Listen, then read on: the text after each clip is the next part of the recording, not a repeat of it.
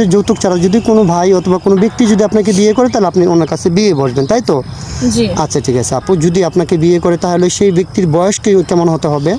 বয়স যেমনই হোক আমার কোনো সমস্যা নাই, মানুষটা ভালো হইতে হইব, এটাই। আচ্ছা ঠিক আছে, বুঝতে পেরেছি। তো আমরা এই ভিডিও পাবলিক করার পরে তো অনেকেই আপনাকে বিয়ে শাদী করতে চাবে, অনেকের বয়স 30, 40, 45 ওইরকম বয়সের ভাইয়েরা আমাদেরকে বেশি নক করে, ঠিক আছে?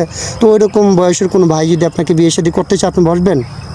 আমার কোনো সমস্যা নেই, কেন? হ্যাঁ, আমি বিয়ে করব। আপনার কোনো সমস্যা নেই, আপনি বিয়ে বসবেন। আচ্ছা ঠিক আছে আপু, আপনি সুন্দর কথা বলেছেন। বয়স ডাজেন্ট ম্যাটার, কারণ একটা সুন্দর মনের মানুষ হচ্ছে সবচেয়ে বড় বিষয়।